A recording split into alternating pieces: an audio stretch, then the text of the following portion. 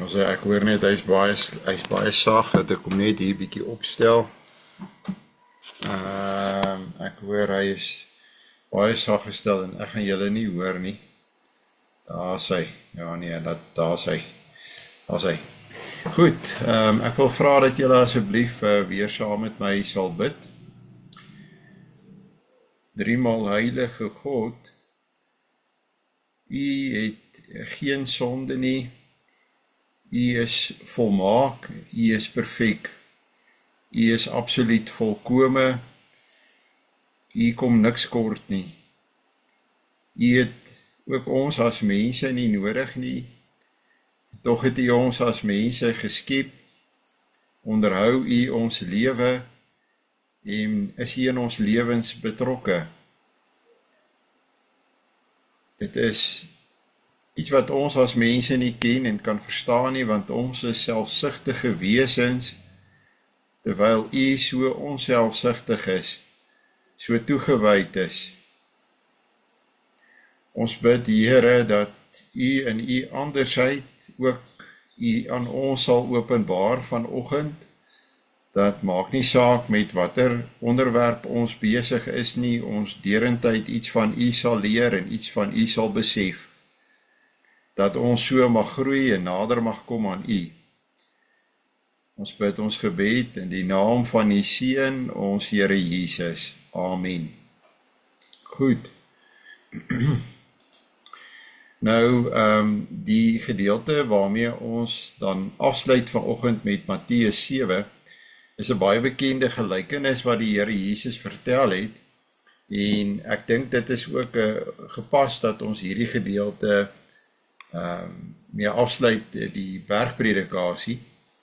Ek dink die Here het dit uit die hart van die saak ook so beplan. Ek lees vir ons, elkeen dan wat na hierdie woorde van my luister en dit doen, hom sal ek vergelyk met 'n verstandige man wat sy huis op die rots gebou het.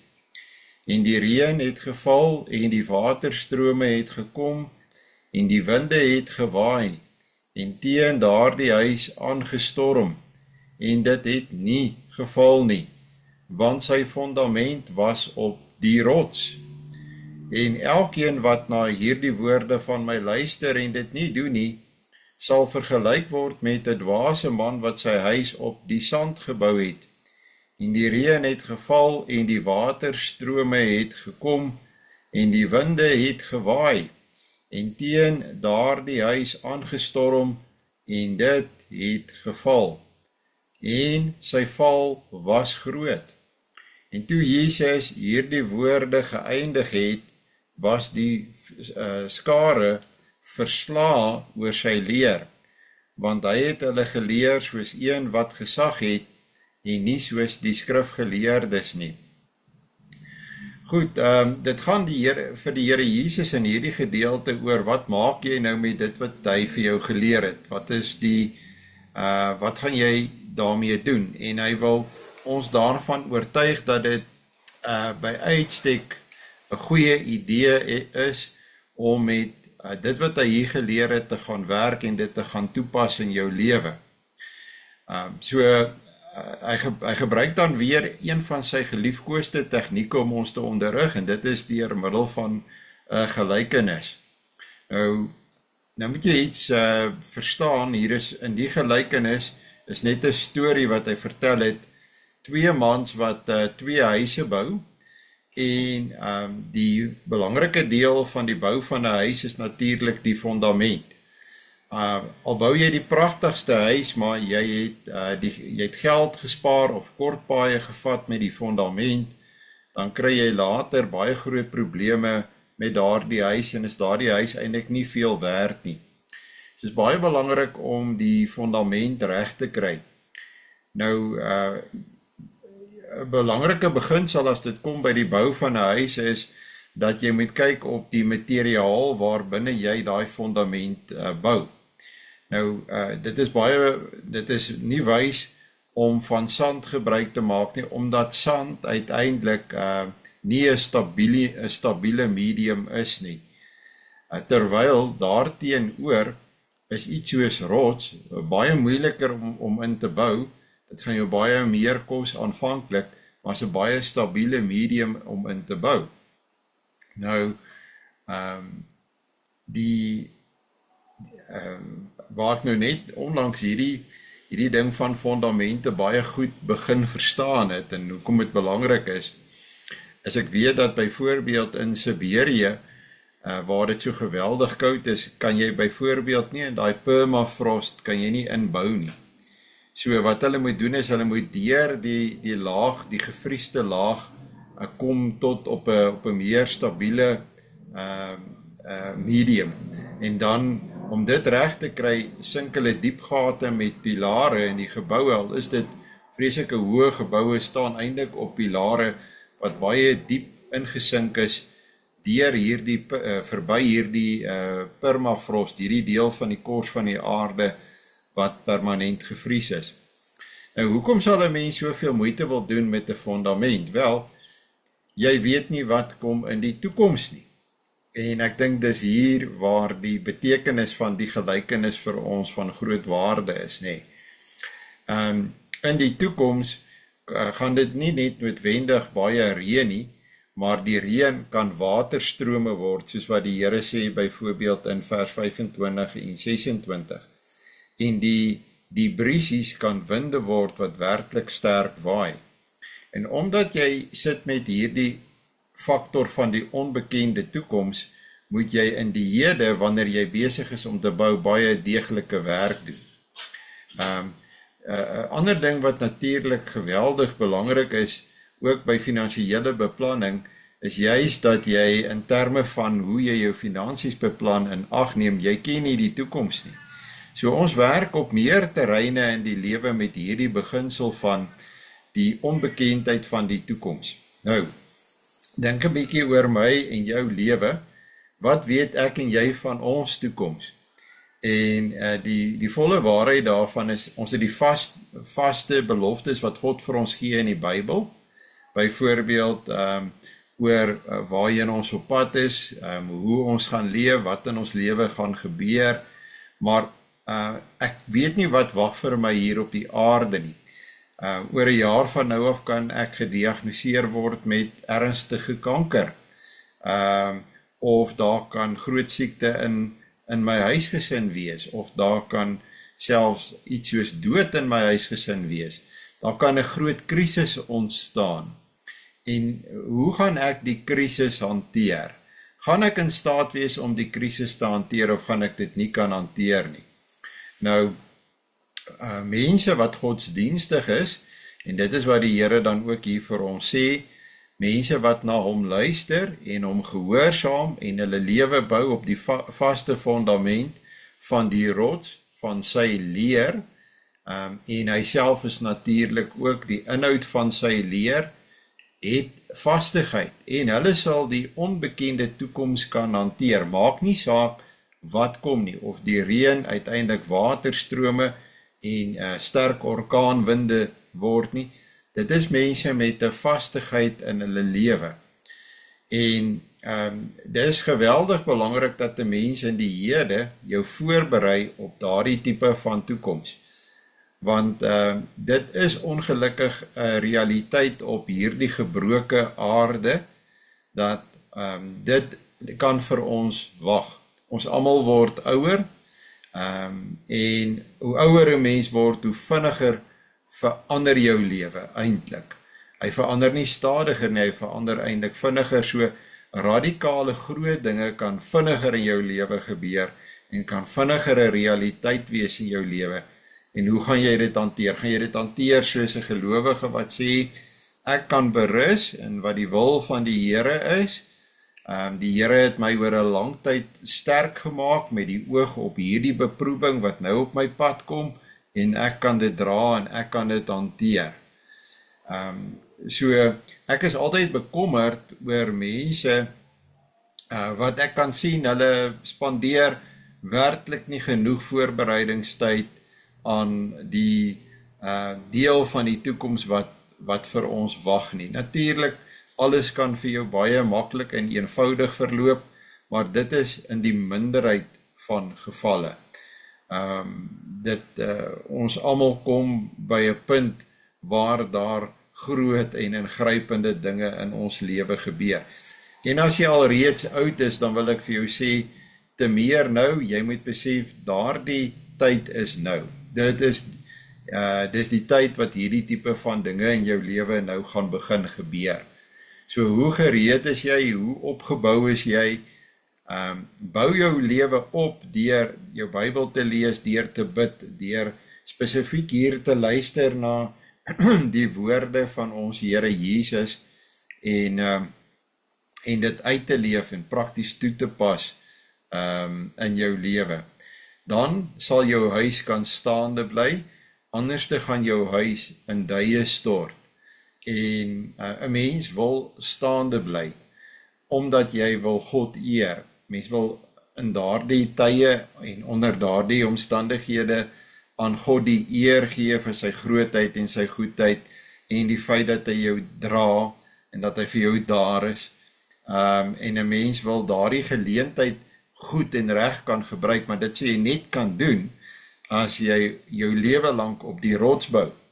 En ja, dit is, miskien het jy nie altyd in jou lewe op hierdie rots gebou nie, maar dit is nie te laat nie. Nooit is dit te laat nie, jy kan definitief beter voorbereid wees op die onbekende.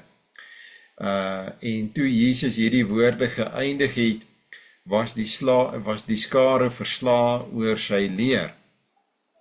Hy het mense geleer op 'n wyse waarop hulle nog nooit voorheen geleer is nie. Hy het hulle geleer met gesag.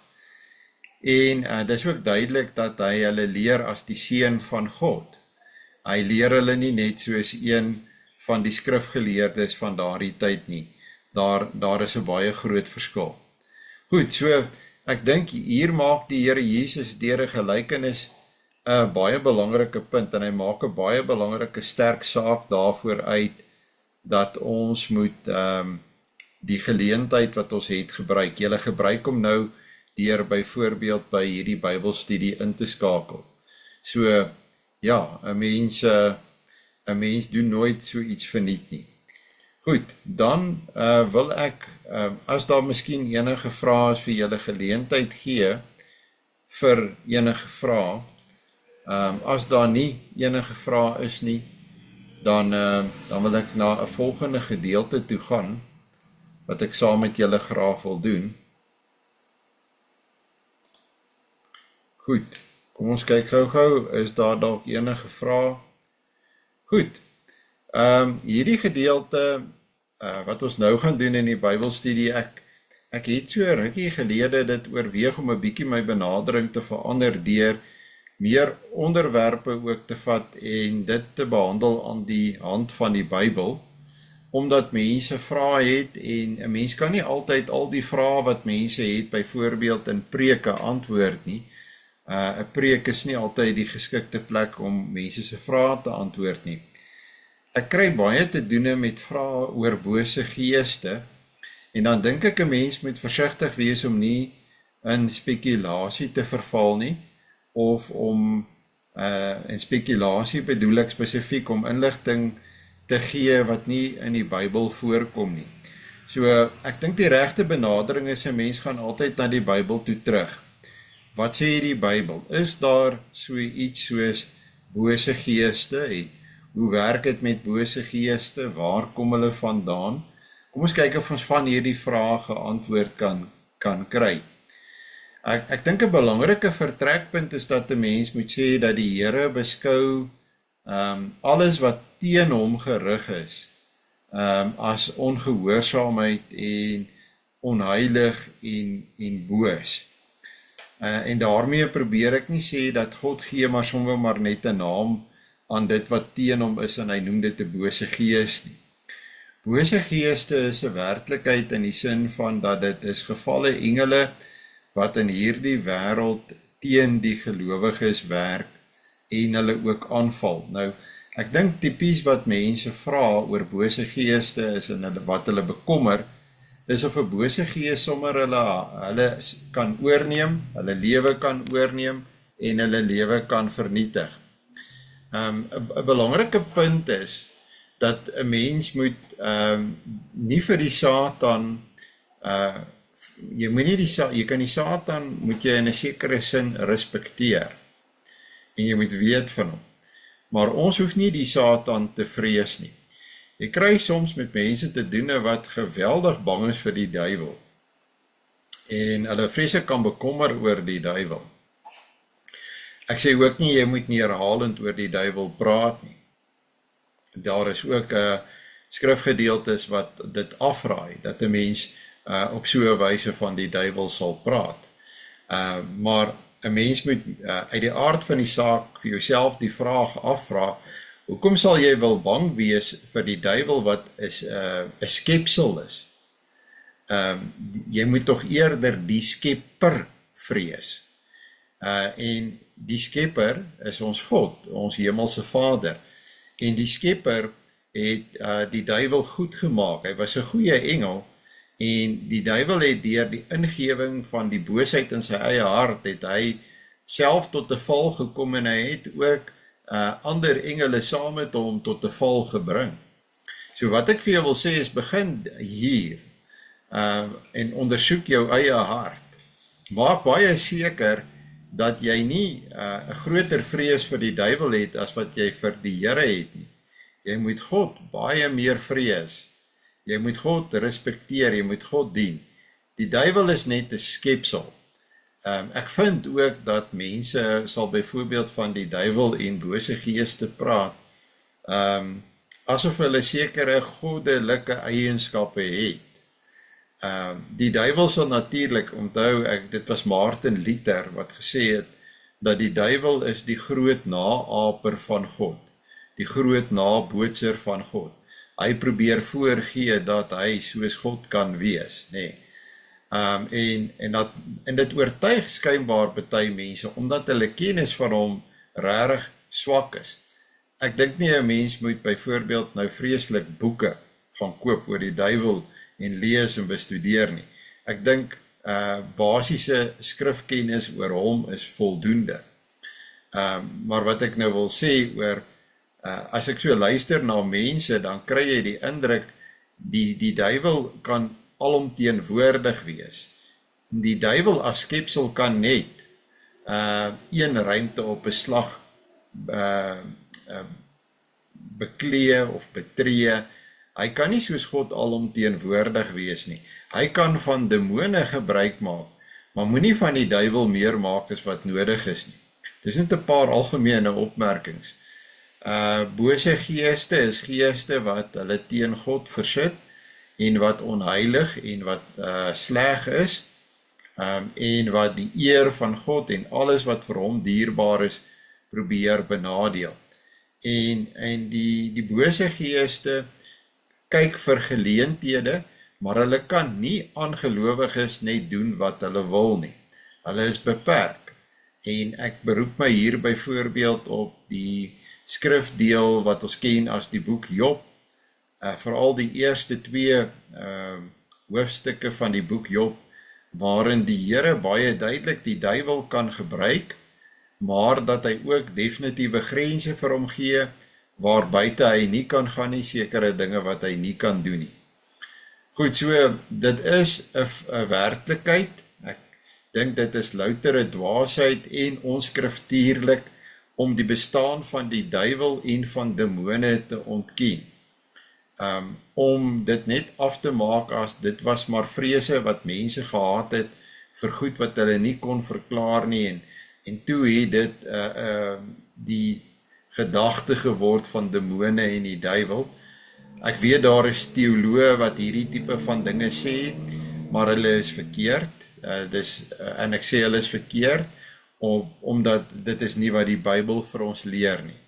Die Bybel leer vir ons dat die duiwel en sy demone is skepsels, hulle het teen God in opstand gekom, hulle is die vyande van God, hulle is die vyande van die kerk, hulle is die vyande van die gelowiges. So, ons het gisteraand in die Bybelstudie 'n bietjie verwys na die gebeure, die onlangse gebeure rondom die gereformeerde kerk Nelspruit. En ja, daai is beskou ek as 'n direkte aanval van die duiwel op die kerk van die Here, spesifiek die ware kerk van die Here. Daar is min van die ware kerk oor in Suid-Afrika, en die ware kerk word gekenmerk deur die suiwere bediening van die woord, sakramente en die toepassing van die tug. En as jy daardie 3 kenmerke van die ware kerk vat en jy sou kyk rondom jou na Afrikaanse kerke, dan sê ek vir jou, daar is nie werklik meer kerke wat dit doen nie. Ek haal my hoed af vir enige kerk wat bereid is om mense nog onder tug te plaas. By onsself weet julle, daar is 'n lidmaat wat ons baie naby aan die punt is van dat ons die persoon gaan afsny. Ons het al die persoon se naam met die klassiese toestemming bekend gemaak. So dis absoluut, dit is op hierdie stadium in Suid-Afrika onder Afrikaner mense, is dit 'n stryd vir die ware kerk. Die ware kerk is baie klein. En ek dink die kommentaar het juist vir jou gewys hoeveel mense is dalk in die kerk, maar hulle is nie meer van die kerk nie. En ek wil sê, die goed wat ek gister gesien het, wil vir my sê, daar is 'n boosheid, 'n demoniese boosheid in sommige van hierdie mense wat dink dat hulle in kerke is, maar wat die ware kerk aanval, oor iets wat 'n ware kerk reg doen en positief doen. En dan praat ek nie eers van Peer van Vuren nie. Ek is baie bekommerd oor hom. Ek dink hy moet oor homself bekommerd wees en dit wat hy gedoen het. So ek dis wil baie duidelik sê, ja, ons is in 'n stryd in hierdie wêreld, en daar is bose geeste wat ons aanval. Bose geeste is geeste wat verwoestingswerk aanrig. Kyk 'n bietjie na Matteus 13 vers 38. En die saailand is die wêreld, dis die gelykenis van die saaier. Die goeie saad, dit is die kinders van die koninkryk, en die onkruid is die kinders van die bose. Goed, so daar is net hierdie 2 saad. Daar is net hierdie 2 saad wat opkom in hierdie wêreld. Die kinders van die koninkryk en die kinders van die bose, die onkruid. Dan Handelinge 19 vers 12, sodat selfs wanneer doeke of voorskote wat aan sy ly was op die siekes gelê is, die siektes van hulle gewyk en die bose geeste van hulle uitgegaan het. Baie mense, dink ek, is steeds vandag onder die invloed van bose geeste en is die woonplek van bose geeste. Jy is of 'n woonplek van die Heilige Gees, of jy is 'n woonplek van 'n bose gees. 'n oop ruimte moet gevul word deur die Heilige Gees, of dit gaan gevul word deur 'n bose gees.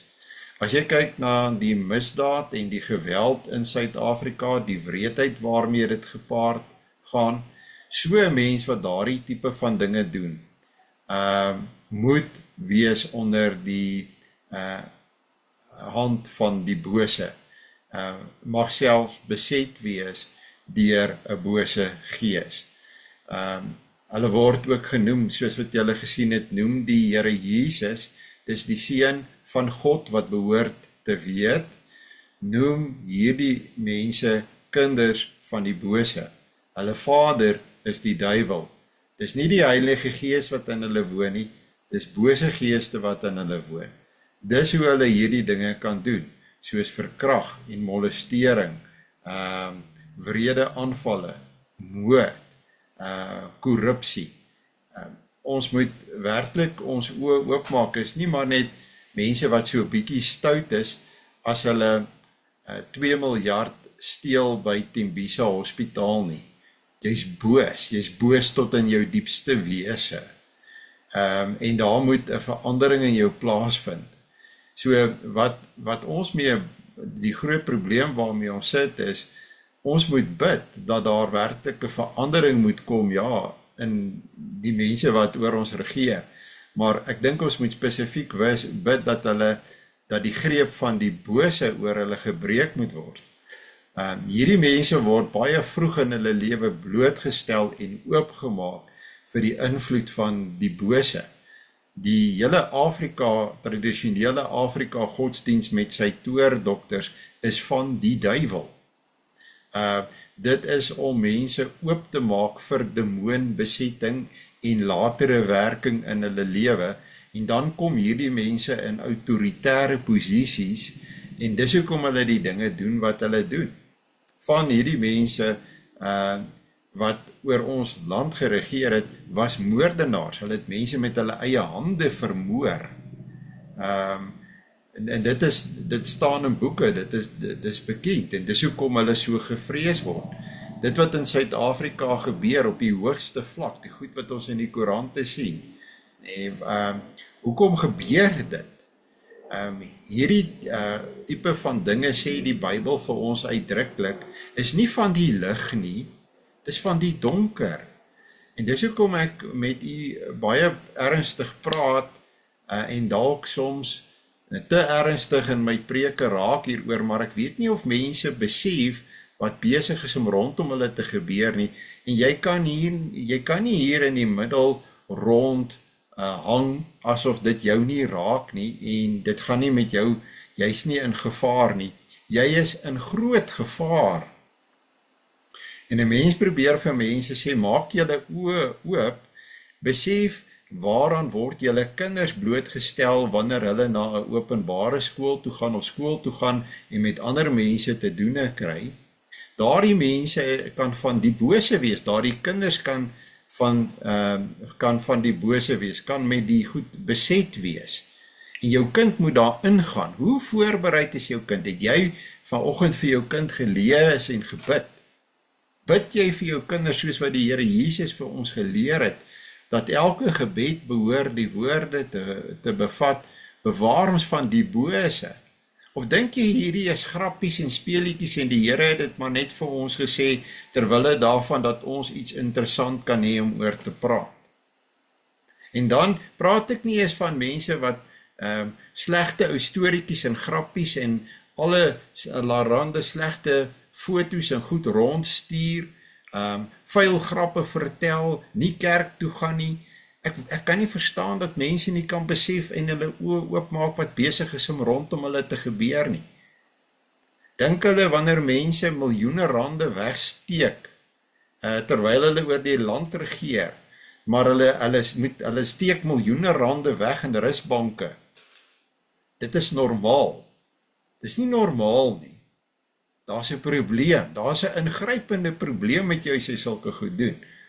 As jy duisende mense oproep om ander mense te gaan doodmaak en jy dink is 'n grap en jy wil dit net afmaak, is net 'n liedjie wat jy sing. Daar is 'n probleem met jou. Jy's nie net sagsinnig nie, jy is boos. Dis die punt. Of jy is boos of jy is nie boos nie. Of jy is 'n kind van die lig of jy is 'n kind van die donker.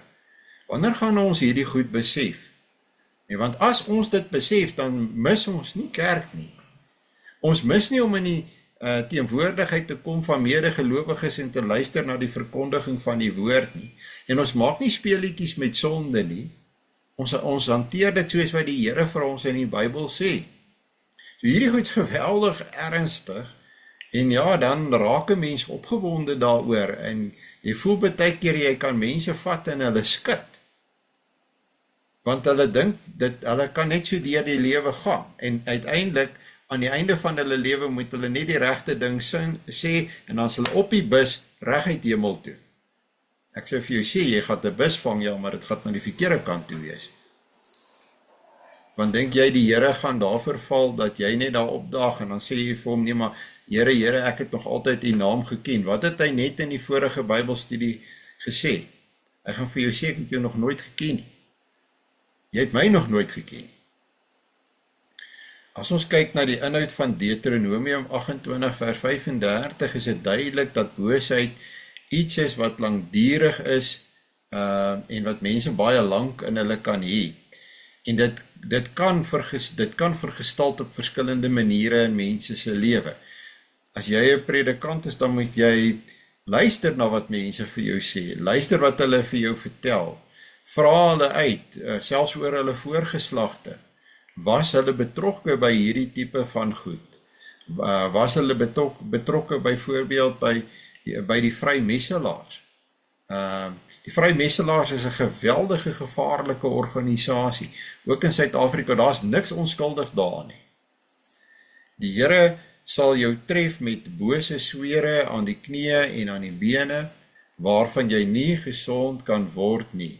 Aan die ander woorde is 'n lang tyd, van jou voetsool tot jou skedel.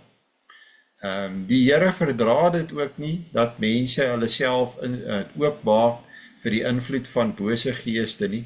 Ek vra myself baie keer die vraag af, en ek het dit, hierdie week het ek dit weer gedoen. Hoekom sal sekere mense altyd sukkel? Hoekom sal sekere mense nooit voorkom in die lewe nie? Hoekom kan hulle nie insien dat hulle op 'n sekere manier moet leef nie?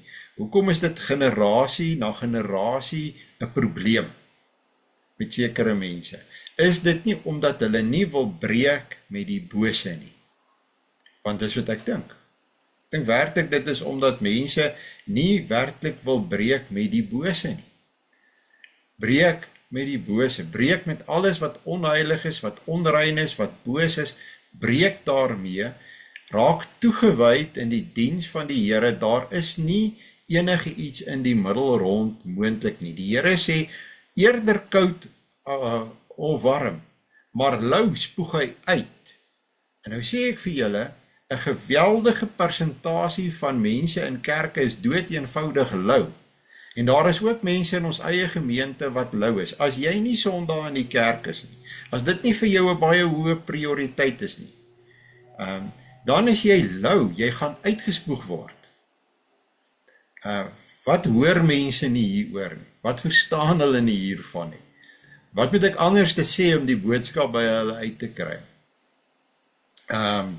Bose geeste kan mense aanval, verseker ja. Daar's baie voorbeelde daarvan in die Bybel. Hier noem ons 'n paar van daardie voorbeelde. Handelinge 19 vers 15. Maar die bose gees het geantwoord en gesê, Jesus ken ek en van Paulus weet ek, maar julle, wie is julle? As ek reg onthou, is dit die seuns van Skefa. Nou kry ek nou net nie my Bybel hier rond nie. As ek reg onthou, seuns van Skefa. Dis opvallend dat die bose geeste sê, hulle ken Jesus.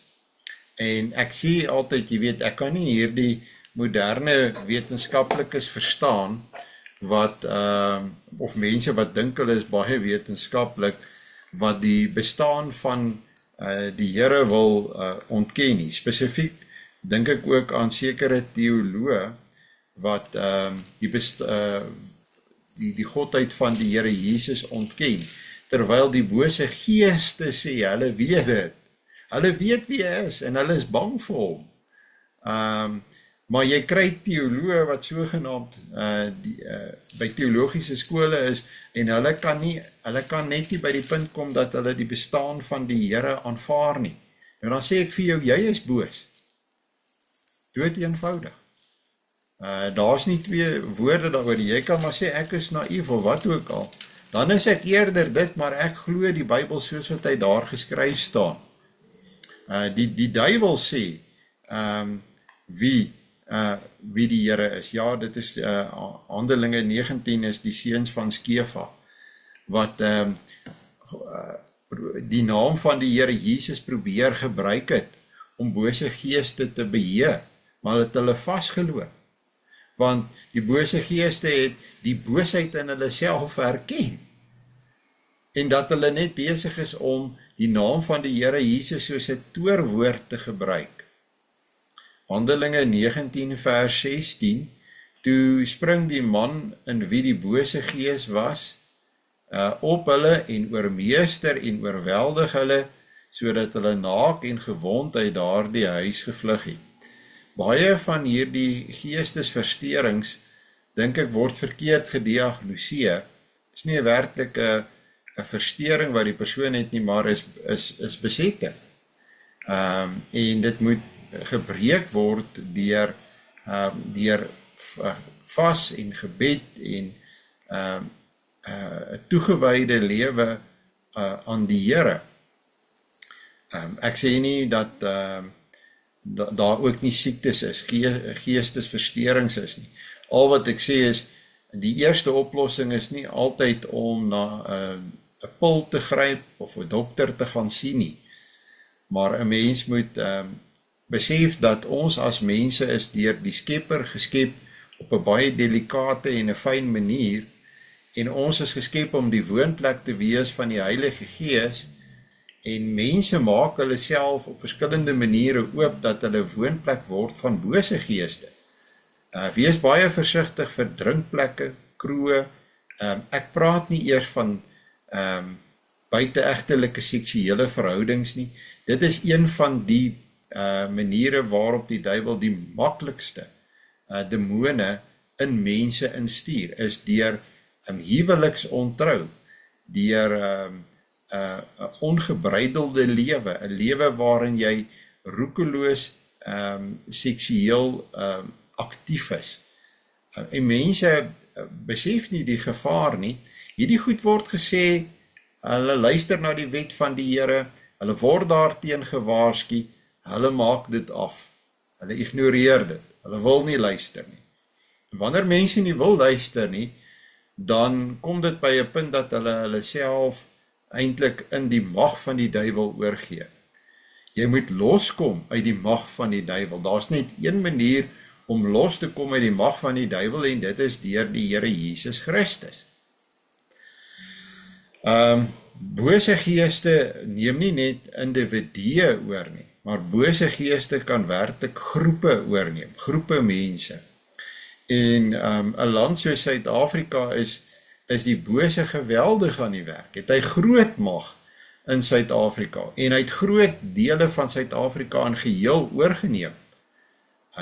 En 'n sekere tyd van die jaar kan jy dit sigbaar sien. Hier rondom Desember, as jy al hierdie inisiasieskole het, ek sê weer eens, enige iemand wat nie verstaan hoekom ons in Suid-Afrika moet sendingwerk doen nie. Sendingwerk is direkte oorlogvoering teen die bose en die bose geeste. Dit is nie 'n kwessie van, is jy vir sending of nie vir sending nie. Dit is die roeping van die kerk om die invloed van die duiwel in Suid-Afrika terug te stoot, terug te druk. En dan sukkel ek my mors dood om mense te oortuig daarvan om by te dra vir sending. Jy weet, ek weet nie, miskien verduidelik ek die goed nie altyd baie mooi nie, maar goed, so groepe in geheel is oorgeneem in Suid-Afrika. Daar is enkele mense wat jy daaruit loskry, en nou moet 'n mens hulle probeer ondersteun om te kyk of jy ander mense ook kan loskry uit die invloed van die duiwel en die bose geeste. Kom ek gee voorbeelde van groepe wat deur bose geeste oorgeneem is. Daar is gevalle waar 'n bose gees of bose geeste met groepe mense werk. Sulke bose geeste kan groepe mense aanval en hulle verkeerde, dwaas of sleg laat optree. Ons kry juis so 'n voorbeeld in Rigters 9 vers 23. Het God 'n bose gees gestuur tussen Abimelech en die burgers van Sichem, en die burgers van Sichem het trouweloos gehandel teen Abimelech. So hier het jy dat 'n hele stad Sichem word deur hierdie bose gees beheer, of hy van ander bose geeste gebruik gemaak het, dit word nie vir ons gesê nie. Dit moes sekerlik 'n besondere magtige bose gees gewees het, want daar is ook verskillende kategorieë van hulle, en hy het, die Here het hulle gebruik. Die Here kan, want hy is die almagtige God, hulle ook gebruik. Dit maak hom nie boos, soos wat hulle boos is nie. Hy laat hulle dood eenvoudig toe om te wees wat hulle is. Andersins stel hy vir hulle grense, om ons as gelowiges spesifiek te beskerm.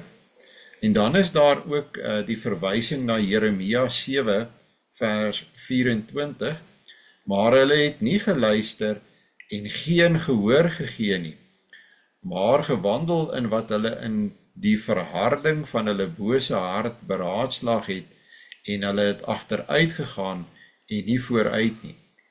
En dis die probleem met die volk van die Here in die tyd van Jeremia, dat hulle het 'n bose geslag geword. Hoe word jy 'n bose geslag? Wanneer jy onder die invloed kom van die bose en sy geeste. Nou is ek baie bekommerd oor die Afrikaner, en dit wat ek die laaste tyd van die Afrikaner sien.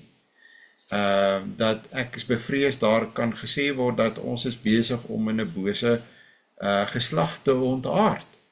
En dit het te doen met die verval van die kerk, en baie van hierdie mense dink blykbaar, hulle is baie godsdienstig en hulle is in kerke, maar hulle verstaan nie meer wat die ware kerk is nie, en hulle val die ware kerk aan.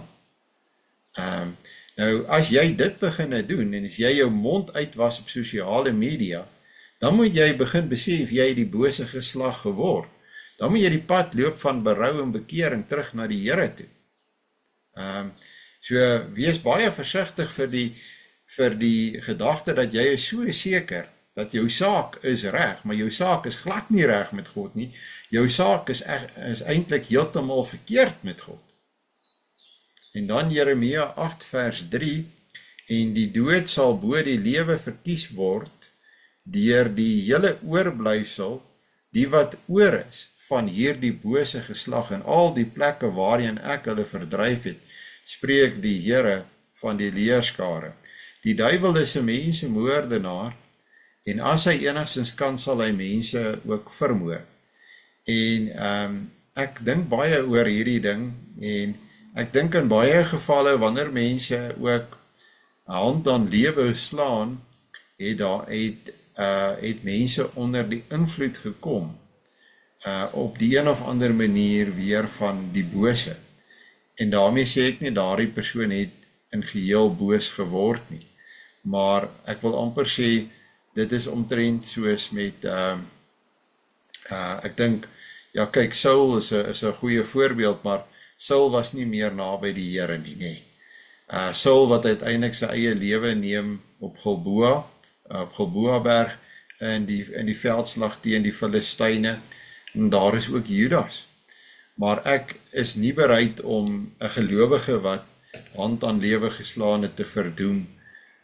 Ek dink partykeer is dit dood eenvoudig ook dat iemand 'n siekte het, soos depressie, en dat daar die siekte vir jou oorweldigend is en jou dryf. Dat die bose geeste ons aanval, dis gewis. Daarom is dit so belangrik om altyd naby die Here te lewe en nie lou te raak in jou verhouding met hom nie. Goed, bose geeste en enkelinge, ons lees verskillende plekke waar Saul met 'n bose gees probleme gehad het en wat van hom besit geneem het. Blykbaar was hy heeltemal in die mag van die bose gees. Die indruk word nie gelaat dat hy hom teen die bose gees verset het of kon verset nie. Maar as 'n mens hierdie gedeeltes lees, kry 'n mens die indruk dat Saul geheel en al deur die bose gees beheer word. 1 Samuel 16 vers 14, maar die gees van die Here het van Saul gewyk en 'n bose gees deur die Here gestuur het hom verskrik.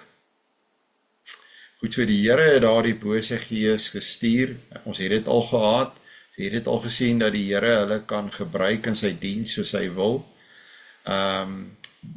maar die gees van die Here het van Saul gewyk, en ek dink dis daar wat ek die punt die hele tyd probeer maak. Wanneer die Heilige Gees uittrek, trek die bose gees in.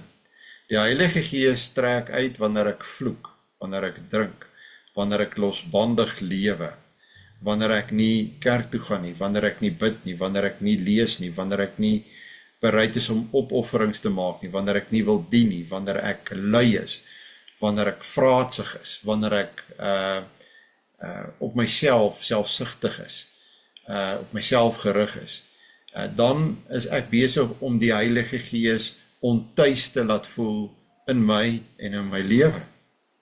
En dan maak ek myself oop. En dis wat hier met Saul aan die gang was.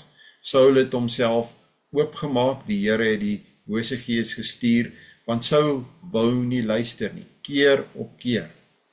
1 Samuel 16 vers 15, toe sê die dienaars van Saul vir hom, kyk tog, 'n bose gees van God verskrikkie. So hulle sê vir hom, wat die probleem is, en hulle is 100% reg. Die Bybel sê vir ons, hulle was reg. Hulle het toe 'n oplossing, en dis 'n baie interessante oplossing, en daar is baie al geskryf oor musiek, en die invloed van musiek, en ek dink 'n mens moet versigtig wees vir musiek. Jy moet baie mooi kyk wat jy jouself en jou gedagtes en jouself mee vul. Maak seker dat die tipe musiek wat jy luister is goed en opbouend. Pas op vir Afrikaanse musiek. Ek sê dit al 'n geruime tyd, en dan hoor ek weer byvoorbeeld goeie Afrikaanse musiek soos Lorika Raug of Koenie de Villiers, en dis dalk nie een van julle se smaak nie, of selfs Teens Jordaan, en dan voel ek sleg dat ek onder Afrikaanse musiek inklim. Maar wys vir my jou lemoene en ek wys vir jou my boerpampoene. Is duidelik suggestief, nee. Dis nie goeie goed om na te luister nie.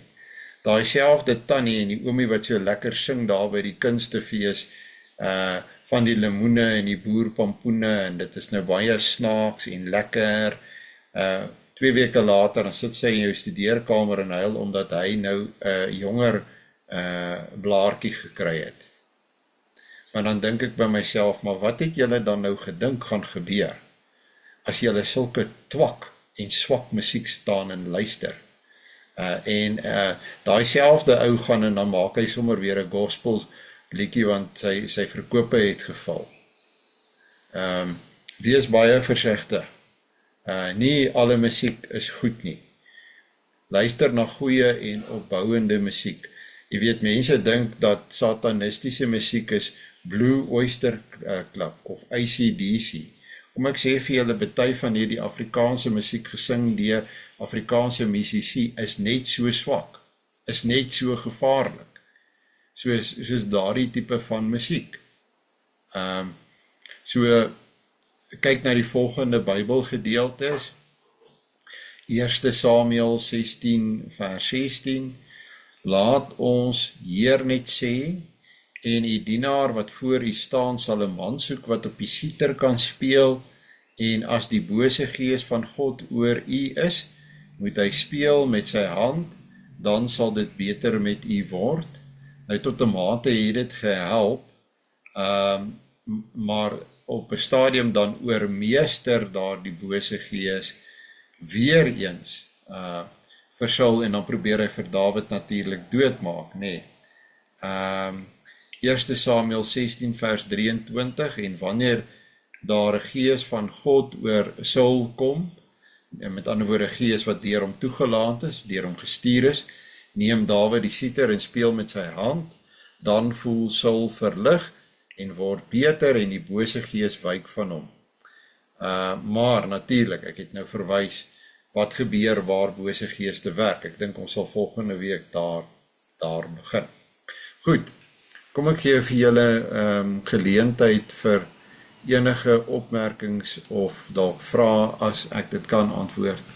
Ek sê nie ek sal alles kan antwoord nie, maar ek dink ons kan met mekaar ook hieroor praat. Die eerste deel oor waar die Here Jesus die bergrede afsluit met die gelykenis van die 2 huise op die rots, maar die 2 huise wat gebou is, een op die rots, een op die sand, en dan ook hierdie gedeelte oor bose geeste. Kom ons praat net met mekaar gou daaroor.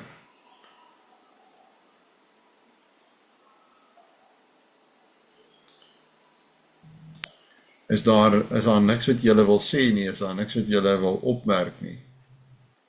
Goed, dit is nie nodig nie, om iets seker te sê hieroor nie. 'n Mens wil in 'n sekere sin ook nie te veel hieroor praat nie, nee.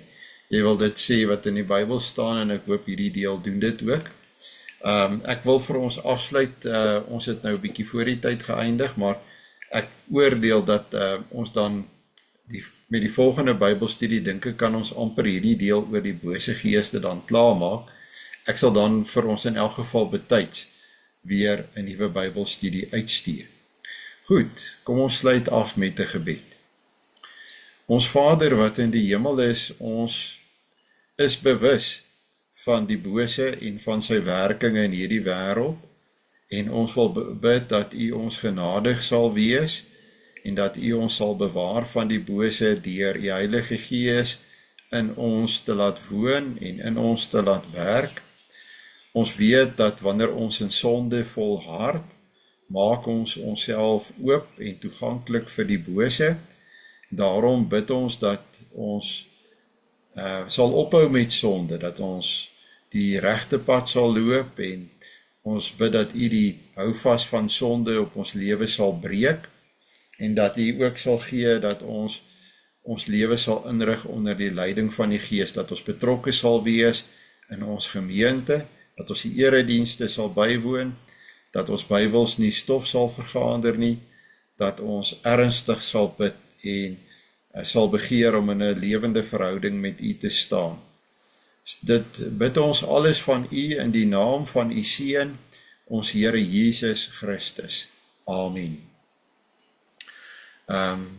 Baie dankie dat julle ingeskakel het, en 'n mooi en 'n geseënde dag vir julle almal.